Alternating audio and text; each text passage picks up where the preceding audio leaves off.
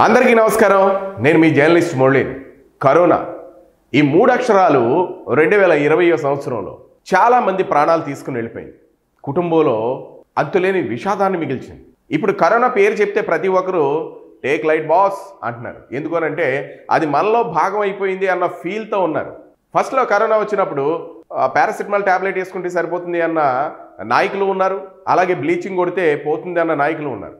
ఏమో వాళ్ళ భవిష్యత్తు చూసి భవిష్యత్తు ఎరిగి చెప్పారో ఏంటో తెలియదు. కానీ ఇప్పుడు కరోనా చాలా కామన్ అయిపోయింది. ప్రతి ఒక్కరు లైఫ్లో ఇప్పుడు టెస్టులు చేసినా ప్రతి ఒక్కరికి కరోనా ఉంది అనే మాటలు వినబడతాయి, అనే మాటలు కూడా ఉన్నాయి. అంటే డాక్టర్స్ దగ్గర కానివ్వండి, ఎవరి దగ్గరైనా సరే కరోనా ఉంది అని అంటే ఎవరికి టెస్ట్ చేసినా పాజిటివ్ వచ్చేస్తుందండి అని అన్న డాక్టర్లు చాలామంది ఉన్నారు. ఎందుకు అని అంటే ఇప్పుడు సిచ్యువేషన్ అలా ఉంది. ఎవరికి కరోనా ఉందో ఎవరికి కరోనా లేదో కూడా చెప్పలేని పరిస్థితి. కానీ దేశంలో భారీగా కరోనా కేసులు పెరిగిపోయాయట. గడిచిన 24 గంటల్లో సుమారు 1000 కరోనా కేసులు పెరగడం ఆందోళన కలిగిస్తుంది. కేంద్ర ఆరోగ్య శాఖ లెక్కల ప్రకారంగా నిన్న 1828 యాక్టివ్ కేసులు ఉండగా తాజాగా ఆ సంఖ్య 2710కి చేరిందట. అత్యధికంగా కేరళలో ఉన్న ఈ కేసులు 1147. ఆ తర్వాత మహారాష్ట్రలో 424 కేసులు, ఢిల్లీలో 494 కేసులు, గుజరాత్లో 223 కేసులు నమోదయ్యాయట. గడిచిన 24 గంటల్లో కోవిడ్తో 7గురు చనిపోయారని వార్తలు వినబడుతున్నాయి. కానీ ప్రభుత్వాలు ఏమీ ధృవీకరించలేదు. నిన్నటికి నిన్న ఏలూరు కలెక్టరేట్లో కూడా కోవిడ్ కేసులు నమోదయ్యాయట. ఏది ఏమైనా ఈ టైంలో వైద్యుడిని మనం దేవుడిగా భావిస్తాం. ఎప్పుడు కూడా ఈ టైమైనా కాదు, ఏ టైమైనా కాదు, మనకి డాక్టర్స్ దేవుడితో సమానం. ఏది జరిగినా 2 చేతులతో నమస్కారం చేసి సార్ ప్రాణాలు కాపాడండి సార్ అని ప్రాధాయపడుతూ ఉంటాం. మరి అటువంటి డాక్టరే ప్రాణాలు తీసేస్తే పర్లేదబ్బాయి తీసేయి, చంపే అతన్ని అని వేరే డాక్టర్కి చెప్తే ఆశ్చర్యపోయారు కదా. వైద్యుడిని కనిపించే దైవ్యంగా మనందరం చూస్తూ ఉంటాం. మనిషి ప్రాణం విలువ వైద్యుడికే తెలిసినంతగా మరెవరికీ తెలియదంటారు కూడా. అయితే 2021వ సంవత్సరం నాటి ఒక ఆడియో క్లిప్ ఇప్పుడు సోషల్ మీడియాలో వైరల్ అవుతుంది. సార్, మన హాస్పిటల్కి మరొక కరోనా పేషెంట్ వచ్చారు, బెడ్స్ చూస్తే ఖాళీగా లేవు, ఏం చేయాలి అంటే సుపీరియర్ డాక్టర్లు చెప్తున్నారు, చంపేవయ్యా, ఎందుకు మనకు అవసరం లేదు, ఆ పేషెంట్ని చంపే అన్న మాటలు వినబడాయి. ఈ ఆడియో క్లిప్ విన్న తర్వాత డాక్టర్ మీద ఉన్న అభిప్రాయం మారిపోతుంది. ఇదేంటి డాక్టర్ అయ్యుండి ఇలాంటి మాటలు మాట్లాడతారా? అంటే కరోనా పేషెంట్ని చంపేశారా? ఆ పేషెంట్ ఏమయ్యాడు? చనిపోయాడా? లేదు బ్రతికించారా? ఇది 1,00,000 కోట్ల మందికి ఉన్న ప్రశ్న. ఎందుకనంటే కోవిడ్ మహమ్మారి తీవ్ర దారుణ స్థితిలో ఉన్నప్పుడు బెడ్లు లేక పేషెంట్లు విలవెల్లాడిన సందర్భంలో ఈ వైద్యులు మాట్లాడుకున్న ఆడియో క్లిప్ ఇది. అప్పటి పరిస్థితిని మరోసారి గుర్తుకు తీసుకొచ్చింది. కోవిడ్ మరణాల వేళ వైద్యులు ఎంత నిర్దయంగా వ్యవహరించారా అన్నది ఇప్పుడు ప్రతి ఒక్కరికి కూడా కలుగుతున్నటువంటి సందర్భం.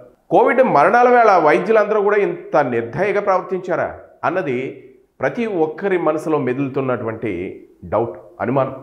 మరి మహారాష్ట్రలో లాతూర్లో చోటు చేసుకున్నటువంటి ఈ ఉదంతాన్ని చూసి ఇప్పుడు మానవత్వాన్ని కోవిడ్ ఎంతలా చంపేసిందో ఇట్టే అర్థమైపోతుంది.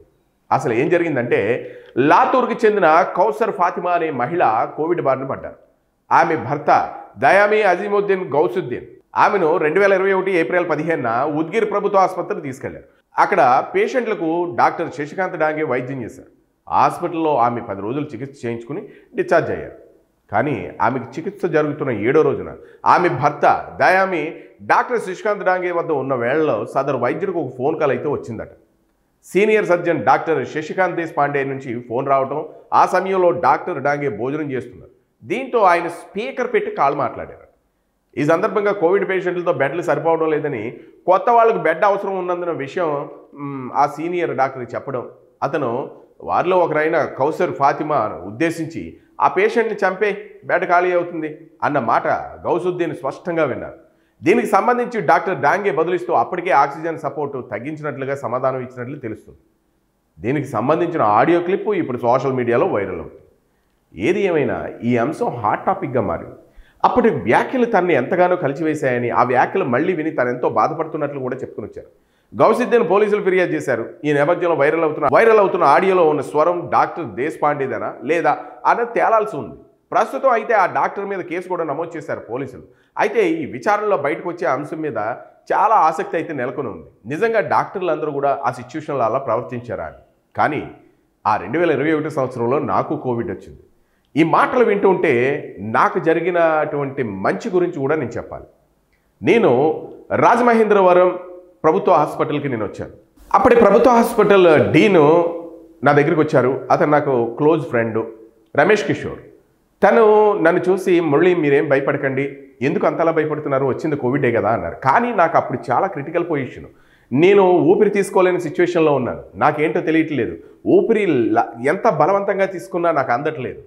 బయట అంతా చీకట్లు కమ్ముతున్నాయి. గట్టిగా నేను ఊపిరి తీద్దామని అనుకునే సిచ్యువేషన్లో కళ్ళు చీకటి అయిపోతున్నాయి.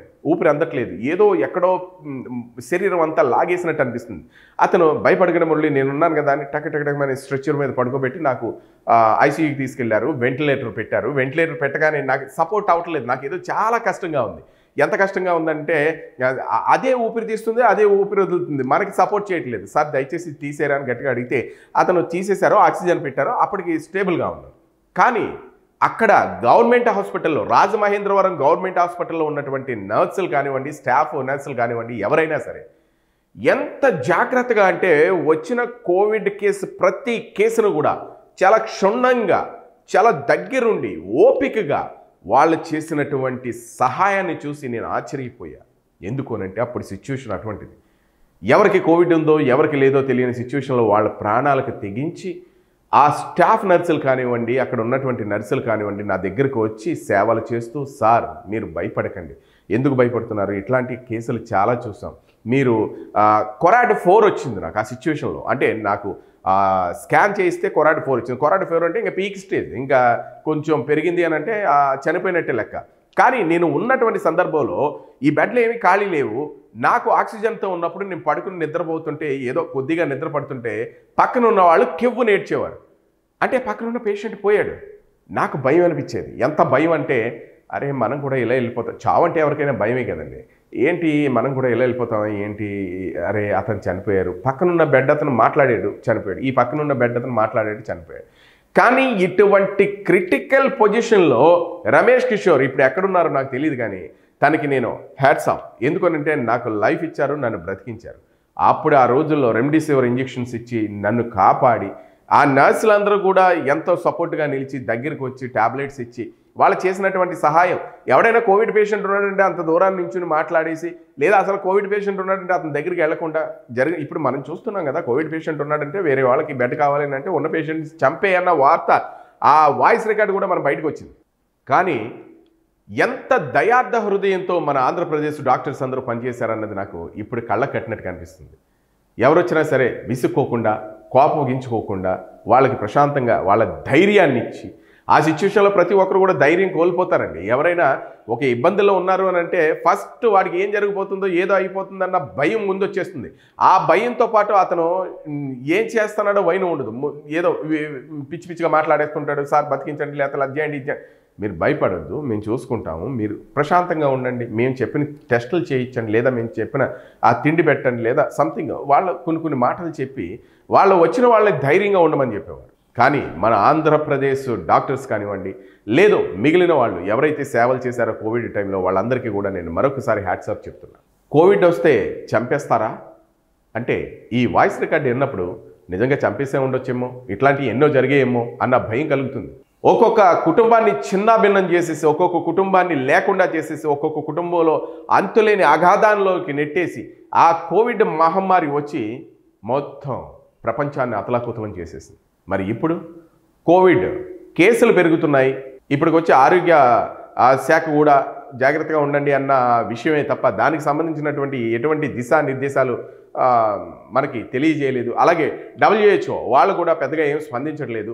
అంటే ఈ కోవిడ్ ఎఫెక్ట్ ఎక్కువగా ఉంటుందా తక్కువగా ఉంటుందా అని అంటే ఎవరికీ తెలియని పరిస్థితి. మరి ఇప్పటికే చాలా కోవిడ్ కేసులు, ఇప్పటికే 2000 సుమారు కేసులు అయితే ఇప్పుడు మన దేశంలో ఉన్నాయని చెప్తున్నారు.